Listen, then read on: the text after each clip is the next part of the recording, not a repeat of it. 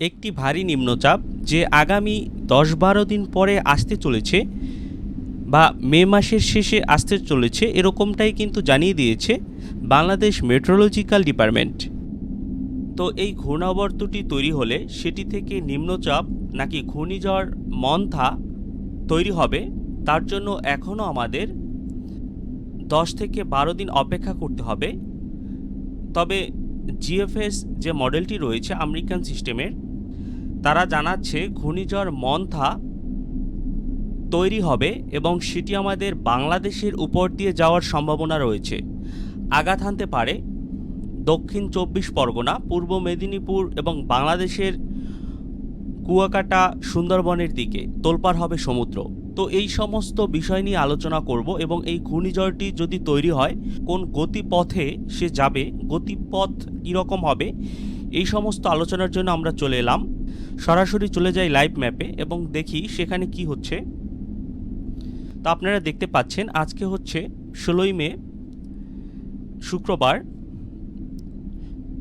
কি দেখতে পাচ্ছি, এই ঘূর্ণিঝড়টি জিএফএস যে মডেলটি রয়েছে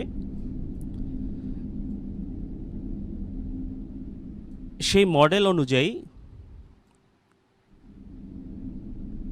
ঘূর্ণিঝড় মন্থা বা অনেকে শক্তি নাম দিচ্ছে, কিন্তু জিএফএস যে মডেলটি রয়েছে সেটি অনুযায়ী এটির নাম শক্তি হবে এবং সেটি ২৭ থেকে ২৮ তারিখ কিন্তু তৈরি হচ্ছে আমাদের বঙ্গোপসাগরে, মধ্য বঙ্গোপসাগরে আপনারা দেখতে পাচ্ছেন। তো এটির নাম এখনও সুস্পষ্ট হয়নি, কারণ ইসিএমডাব্লিউ যেটি ইউরোপিয়ান মডেল রয়েছে সেটি অনুযায়ী আপনারা দেখতে পাচ্ছেন এখানে আরব সাগরে আরেকটি ঘূর্ণিঝড় কিন্তু তৈরি হয়েছে। সেটি আমাদের ঘূর্ণিঝড় যেটি তৈরি হবে বঙ্গোপসাগরে সেটির পূর্বেই কিন্তু এখানে তৈরি হয়েছে।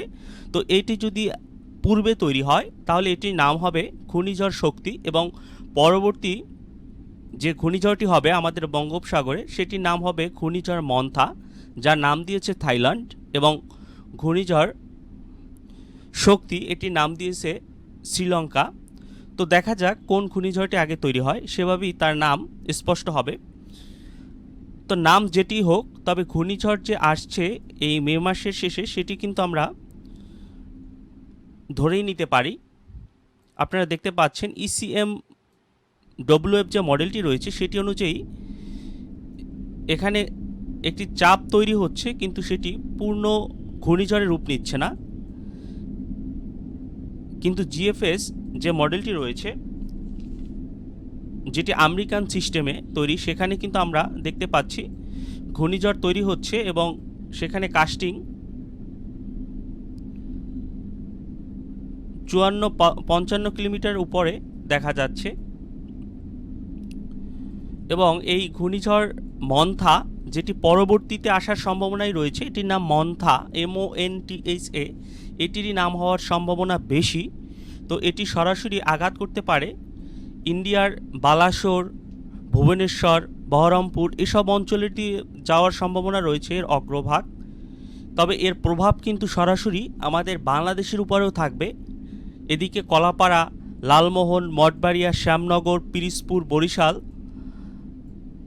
এসব অঞ্চলে কিন্তু হলদিবাড়ি, ইন্ডিয়ার গঙ্গাসাগর, হলদিয়া, জলেশ্বর এসব অঞ্চলে কিন্তু এর প্রভাব থাকবে।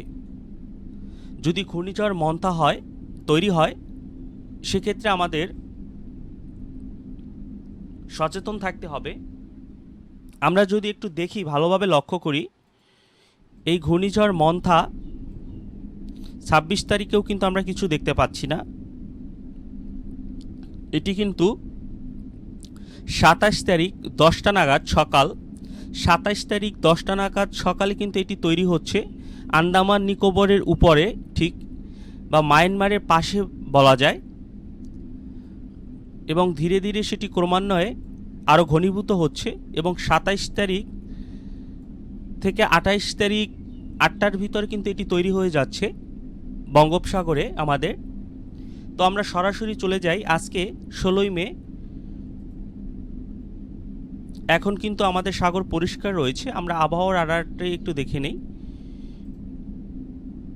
উপগ্রহ চিত্র থেকে দেখতে পাচ্ছি যে এখানে কিন্তু মধ্য বঙ্গোপসাগরে কিন্তু মেঘ জড়ো হচ্ছে।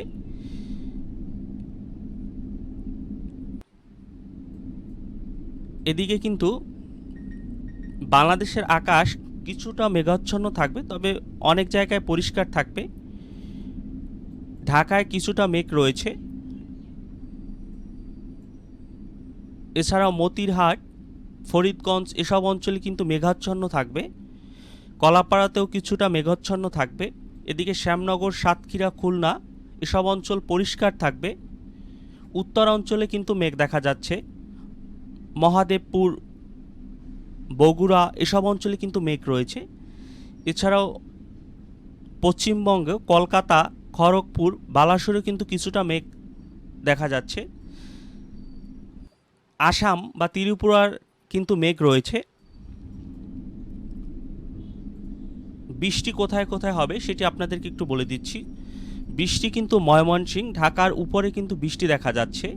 ময়মনসিংহ, কিশোরগঞ্জ, লাখাই এসব অঞ্চলে কিন্তু বৃষ্টি হওয়ার সম্ভাবনা রয়েছে। এছাড়াও ইটানা, ভালুকা এসব অঞ্চলে কিন্তু বৃষ্টি হবে। এছাড়াও এদিকে ব্রাহ্মণবাড়িয়া বৃষ্টির সম্ভাবনা রয়েছে। ঢাকায়ও বৃষ্টি হতে পারে। মাদারীপুর, ফরিদগঞ্জ, সেনবাগ এসব অঞ্চলেও বৃষ্টি হওয়ার সম্ভাবনা রয়েছে। এছাড়াও শ্যামনগরেও বৃষ্টি হতে পারে, তবে বরিশালের আকাশ পরিষ্কার থাকবে। তো সবাই ভালো থাকবেন। ধন্যবাদ সকলকে।